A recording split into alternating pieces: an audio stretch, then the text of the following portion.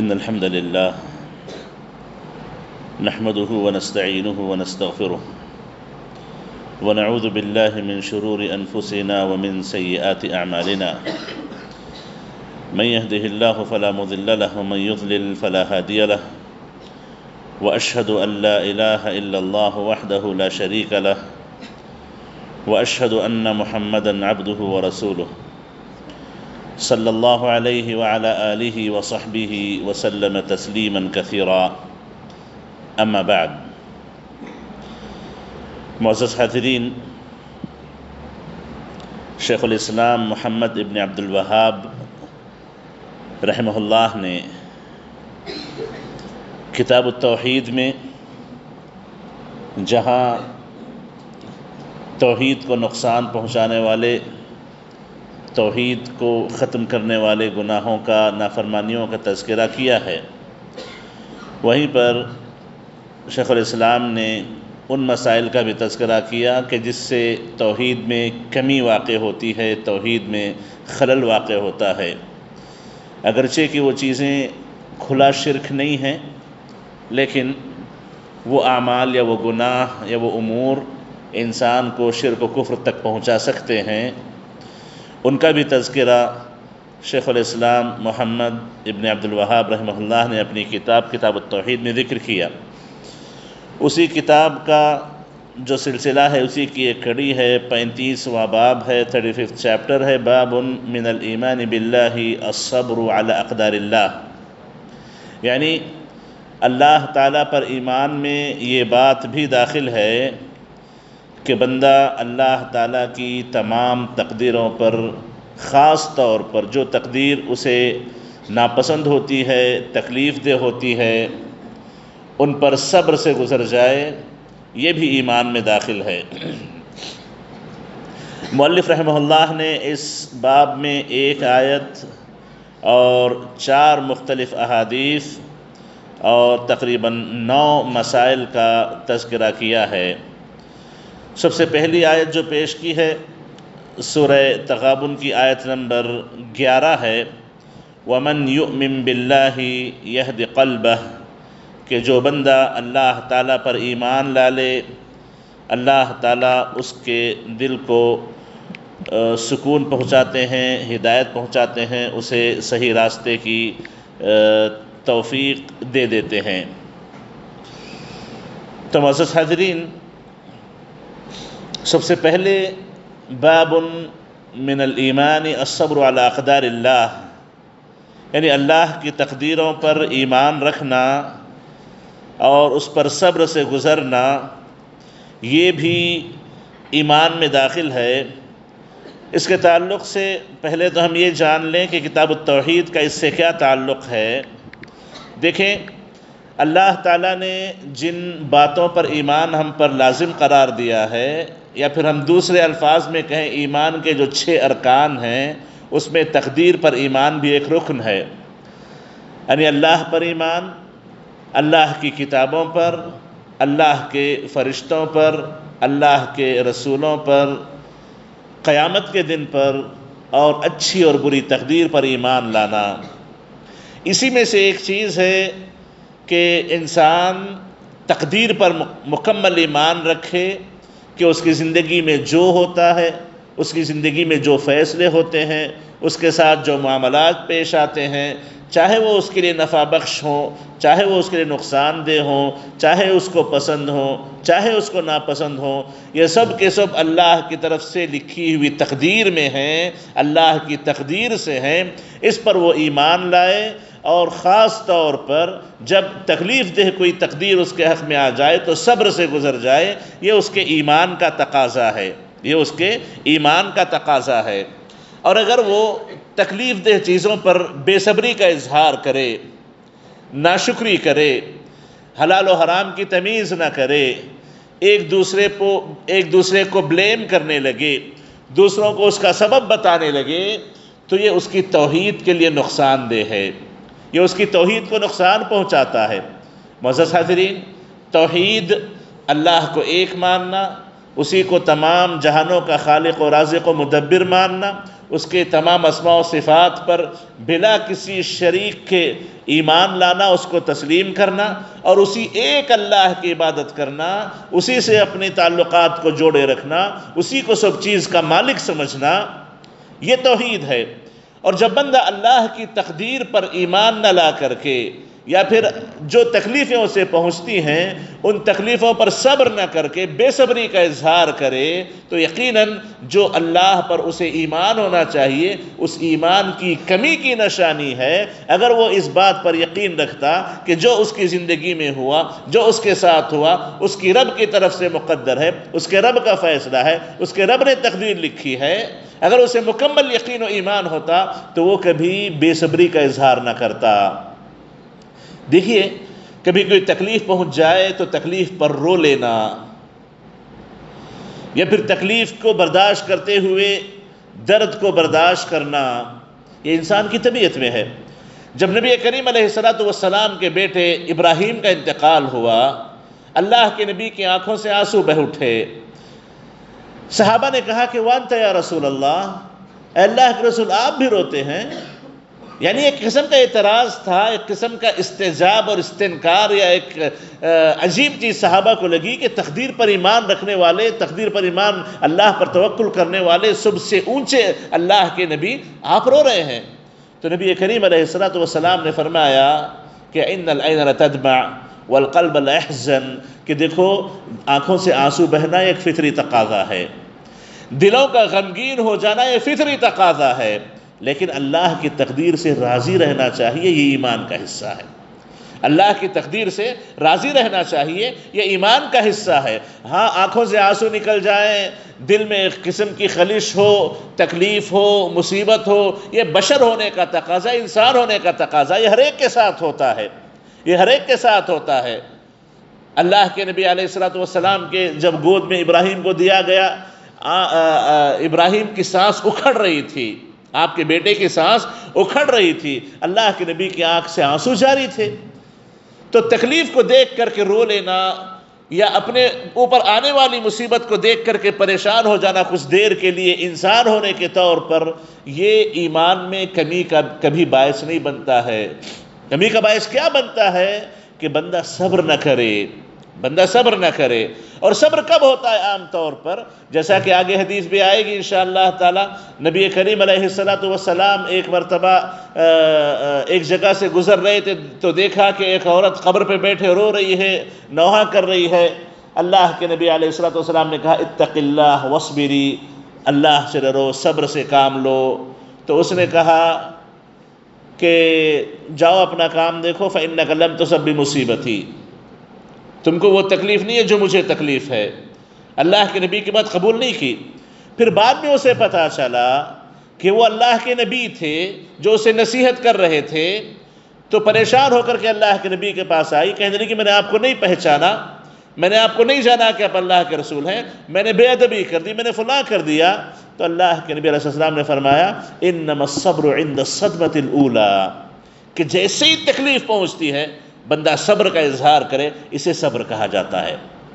جیسے ہی کوئی خبر پہنچے، جیسے کوئی حادثہ ہو جائے، جیسے کوئی تکلیف پہنچ جائے، بندہ بے چینی، بے اضطرابی کی کیفیت یا پھر طرح طرح کے الفاظ اپنی زبان سے نکالنے کے بجائے قدر اللہ وما شاء فعل، اللہ کی تقدیر، اللہ نے جو چاہا وہ کیا، الحمدللہ علی کل حال، ہر حال میں اللہ کا شکر ہے، اس قسم کے الفاظ نکال کے خاموشی کا اختیار، خاموشی کا مظاہرہ کرے تو یہ صبر کی نشانی ہے۔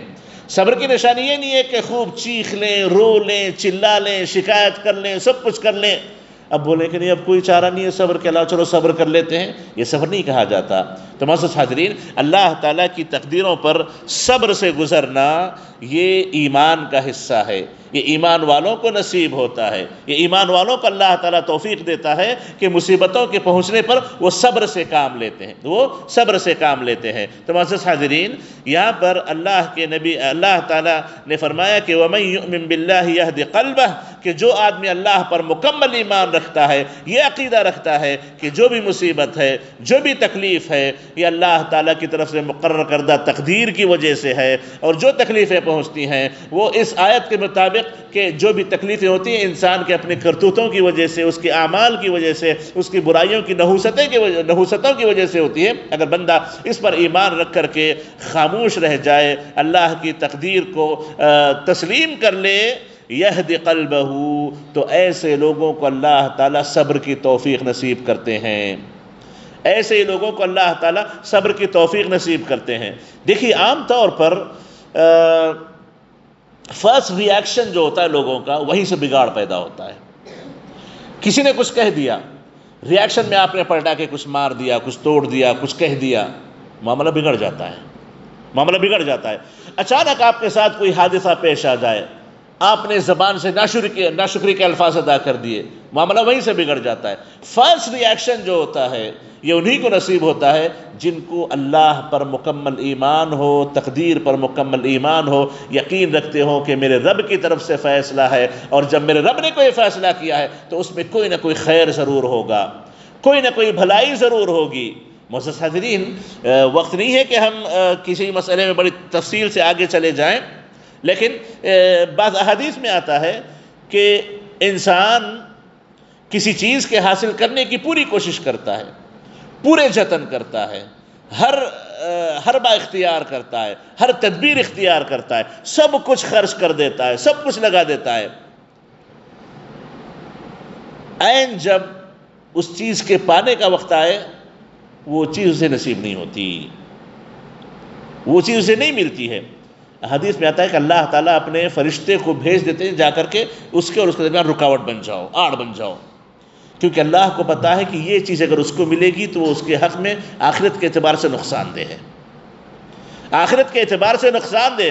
اللہ تعالیٰ ناپسند کرتے ہوئے کہ اپنے بندے کو تکلیف پہنچائے، اس کے ایمان کی حفاظت کی خاطر، اس کے آخرت کی حفاظت کی خاطر اللہ تعالیٰ اس سے روک لیتے ہیں، اسے بچا لیتے ہیں۔ تو پتہ نہیں کتنی خواہشات ایسی ہوتی ہیں کہ ہم چاہتے ہیں کہ وہ ہو جائے، وہ ہوتی نہیں ہے، ہم تکلیف میں ہوتے ہیں، اور کتنی تکلیفیں ایسی ہوتی ہیں کہ جو ہمیں پہنچتی ہیں اور ہم کہتے ہیں کہ کاش ہمیں تکلیف نہ پہنچی ہوتی تو اچھا ہوتا۔ ایمان والا کہتا ہے کہ جو ملا اللہ کی تقدیر سے میرے لیے خیر ہے، جو نہ ملا اللہ کی تقدیر سے اس نے بھی اللہ نے کوئی نہ کوئی حکمت رکھی، کوئی نہ کوئی خیر رکھا ہوتا ہے۔ تو یہ ہے وَمَن يُؤْمِن بِاللَّهِ يَهْدِ قَلْبَهُ، جس کو اللہ پر مکمل ایمان ہوتا ہے اللہ تعالیٰ اس کو صبر کی توفیق نصیب کر دیتے ہیں۔ تو اس سے یہ پتہ چلا کہ جو بھی آپ کے ساتھ آپ کی زندگی میں ہو جائے، یا آپ کی توحید کا تقاضا ہے یا آپ کے ایمان کا تقاضا ہے کہ آپ صبر کے ساتھ گزرنے کی کوشش کریں، اس پہ صبر کریں، اور صبر صدمہ اولا پہ ہوتا ہے، صبر فرسٹ ری ایکشن میں ہوتا ہے۔ اپنے فرسٹ ری ایکشن کی حفاظت کر لیں، باقی اللہ تعالیٰ حفاظت کر لے گا۔ فرسٹ ری ایکشن کو آپ آزاد چھوڑ دیں تو آگے کی کوئی گارنٹی نہیں ہے، آگے کی کوئی ضمانت نہیں ہوتی۔ اس کے بعد مؤلف رحمہ اللہ نے صحیح مسلم کی ایک حدیث پیش کی ہے، کہتے ہیں ابو ہریرہ رضی اللہ تعالیٰ عنہ کہ رسول اللہ صلی اللہ علیہ وسلم نے ارشاد فرمایا، اثنتان فی الناس ہما بہم کفر، الطعن فی الانساب والنیاحۃ علی المیت۔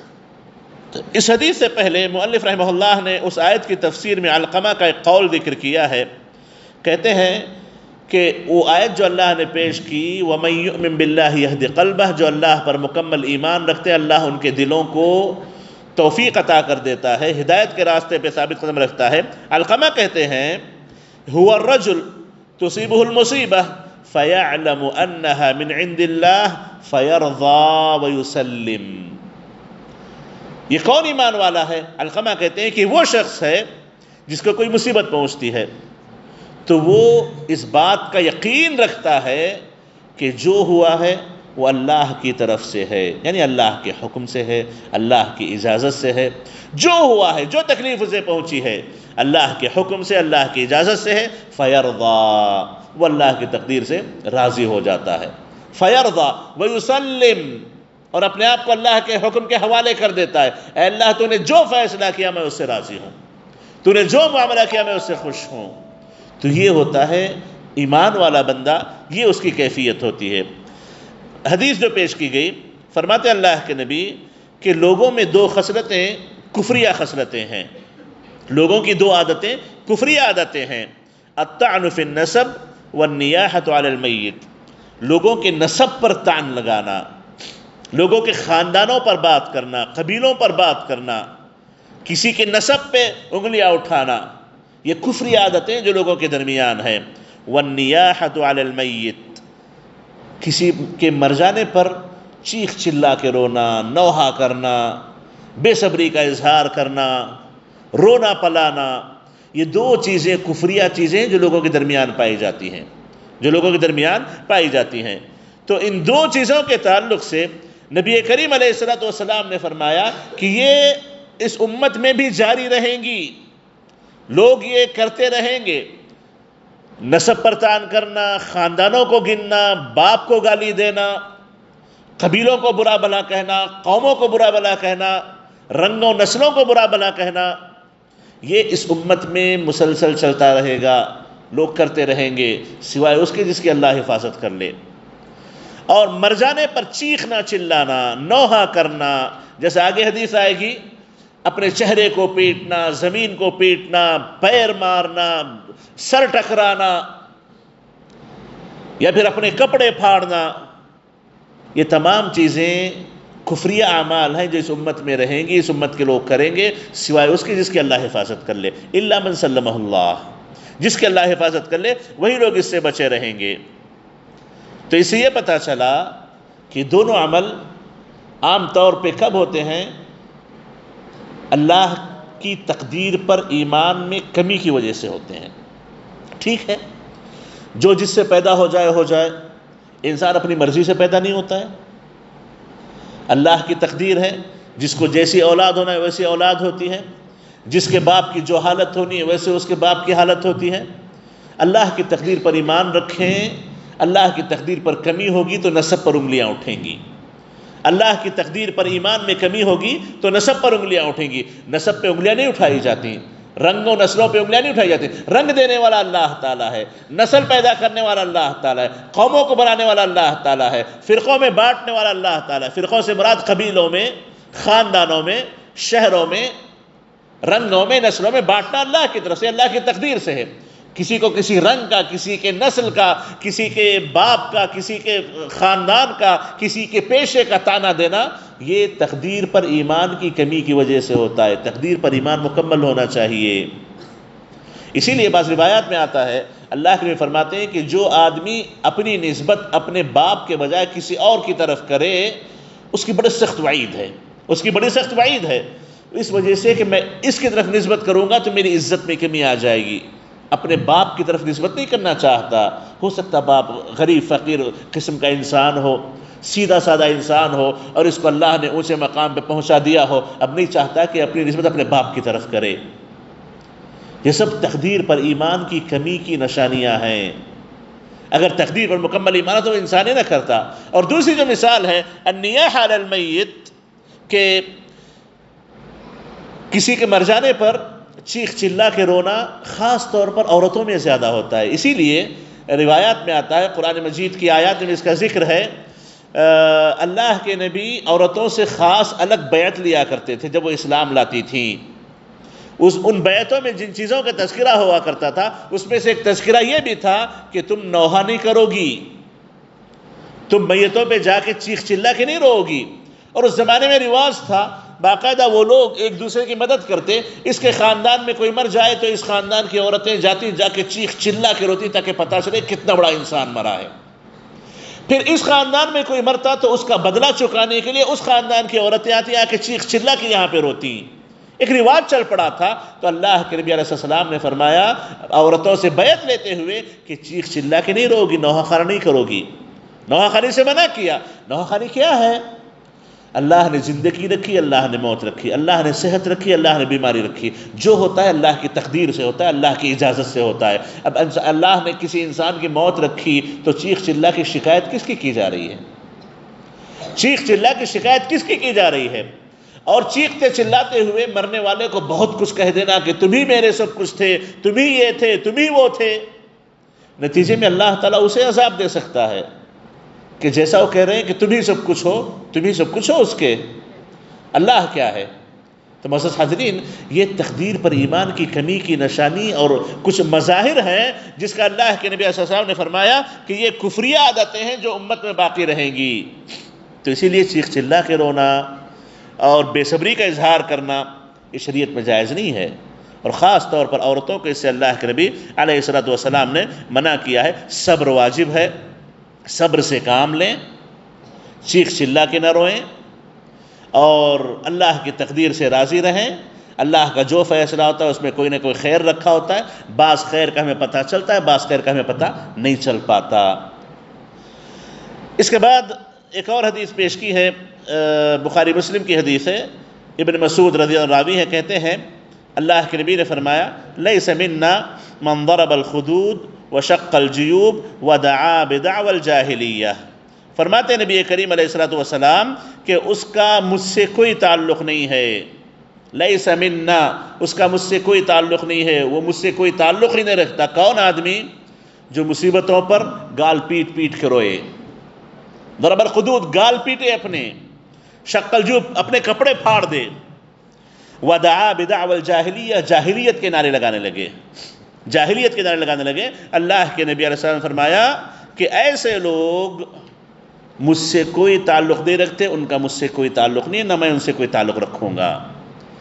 اس میں یہ بات واضح ہے کہ بجائے اس کے کہ ہم لیس منا کا معنی کیا ہے، وہ ہماری سنت پہ نہیں ہے، ہمارے طریقے پہ نہیں ہے، اس کے بجائے اللہ کے نبی نے جو الفاظ استعمال کیے انہی الفاظ کو ہم کہیں گے کہ لیس منا، اس کا ہم سے کوئی تعلق نہیں ہے جو اپنے چہرے کو پیٹ کر کے، اپنے کپڑے پھاڑ کر کے اور جاہلیت کے نعرے لگا لگا کر کے روتا ہے۔ اس سے پرہیز کرنا چاہیے۔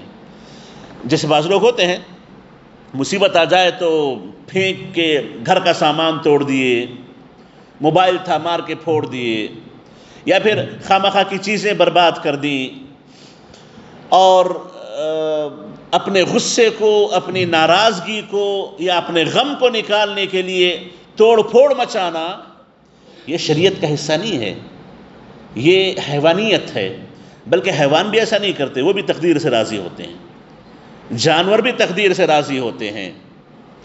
اور بڑے افسوس کے ساتھ آج کل کچھ آؤٹریجز، کچھ رومس وغیرہ بنائے گئے ہیں کہ جس میں باقاعدہ آپ کو پیسے دے کر کے جانا ہوتا ہے، جا کے اپنا غم ہلکا کرو، اپنا غصہ نکالو، ناراضگی کا اظہار کرو۔ آپ کے ہاتھ میں کچھ دیا جاتا ہے، پھوڑ دو، توڑ دو، فلاں کر دو، یہ کر دو۔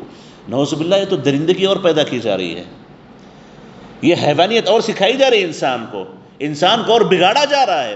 جو اسلام اس بات کی تعلیم دیتا ہے کہ جو تکلیف تمہیں پہنچے اس پر صبر کا مظاہرہ کرو، یہ کہو کہ قدر اللہ وما شاء فعل، اللہ نے جو مقدر کیا، اللہ نے جو کیا اس سے میں راضی ہوں۔ رضامندی کے بجائے ناراضگی کا اظہار کرنا، ناراضگی کا اظہار کرنا۔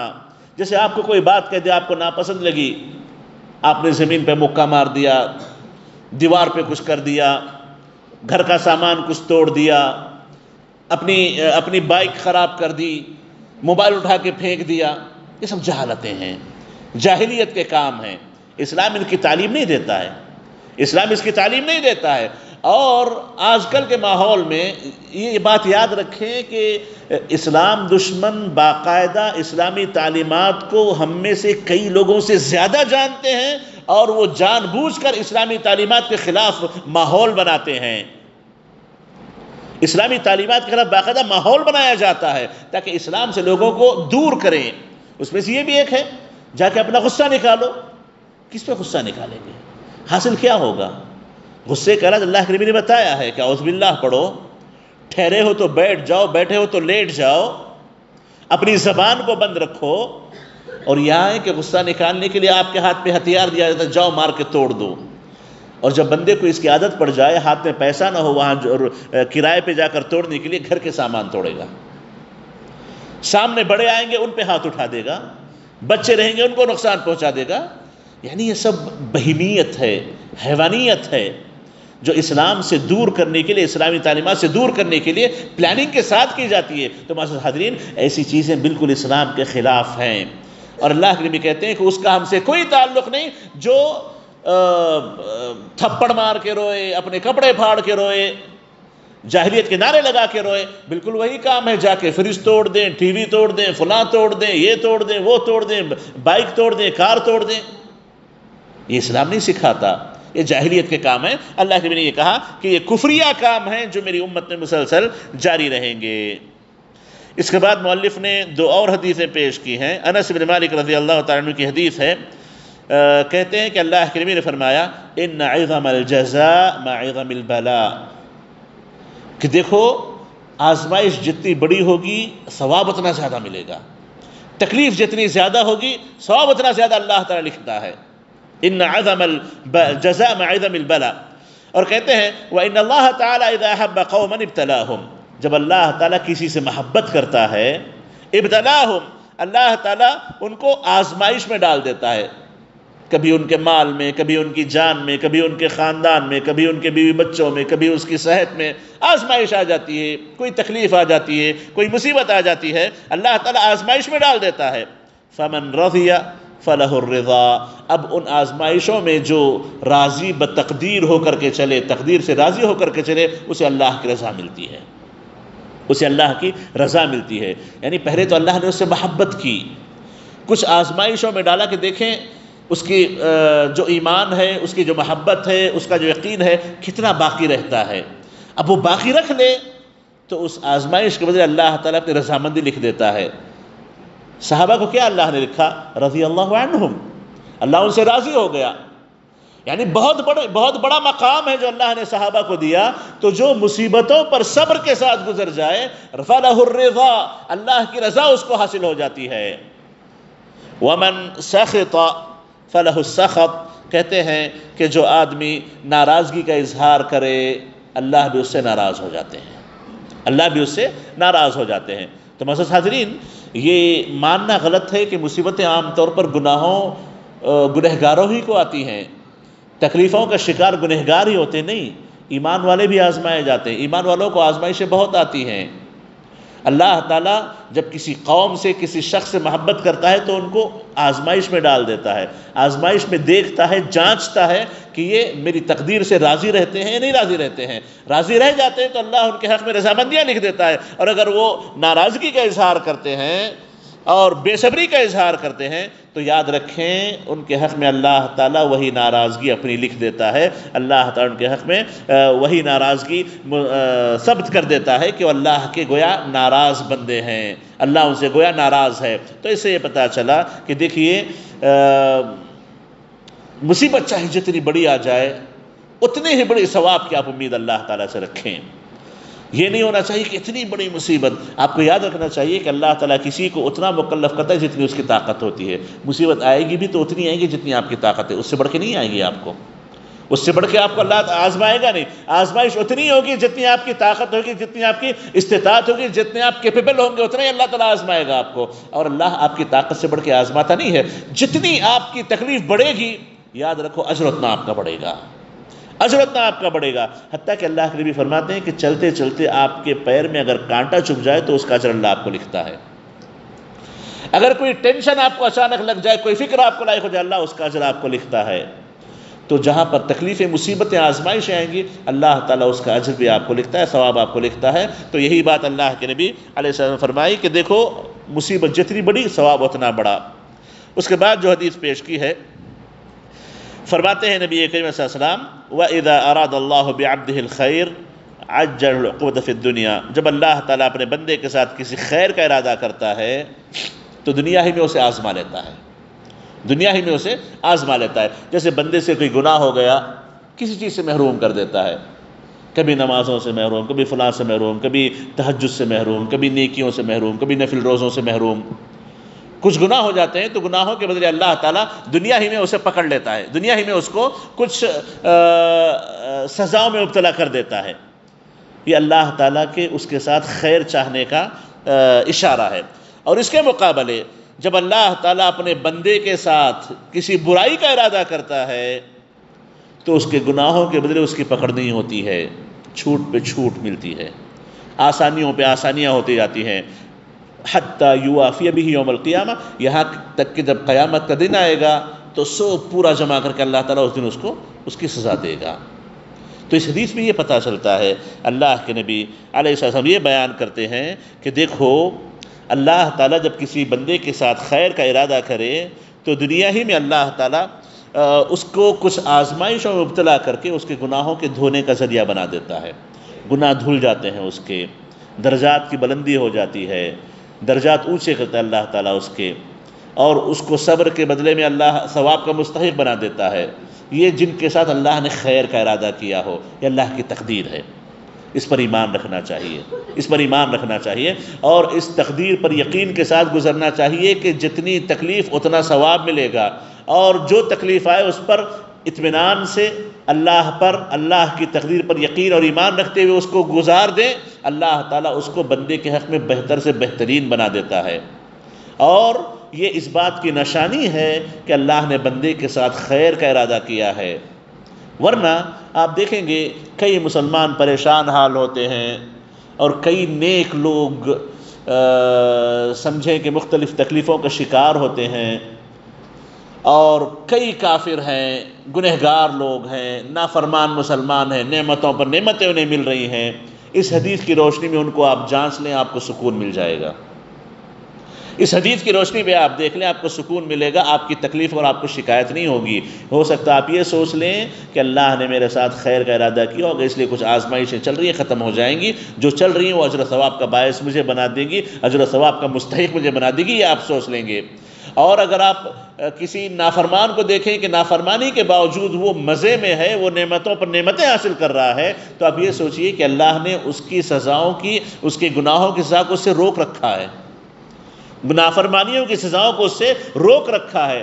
قیامت کا دن آئے گا، سب ملا کے ایک ساتھ اسے دے گا، سب ملا کے ایک ساتھ اسے دے گا، جو اس کے ساتھ اللہ کے برے ارادے کرنے کی نشانی ہے. اگر یہ آپ دیکھ لیں گے تو آپ سکون میں رہیں گے. کبھی یہ آپ نہیں کہیں گے کہ شاید میں بھی اسی حالت میں رہتا تو شاید میں بھی نعمتوں میں رہتا. نہیں، ایسے ہرگز نہیں سوچ سکتے کہ دیکھو فلاں فلاں کام کر رہا ہے، کچھ نہیں ہو رہا ہے اسے، مجھے ہی ہو رہا ہے سب کچھ، میں ہی مصیبتوں کا شکار ہوں، آزمائشیں مجھے ہی آ رہی ہیں، میں فلاں جیسے ہوتا تو شاید مجھے کچھ نہیں ہوتا. نہیں، اللہ نے اس سے سزاؤں کو روک رکھا ہے. قیامت کا توشہ تیار ہو رہا ہے سزاؤں کا. اس کا دنیا کا نقصان ہلکا نقصان ہے.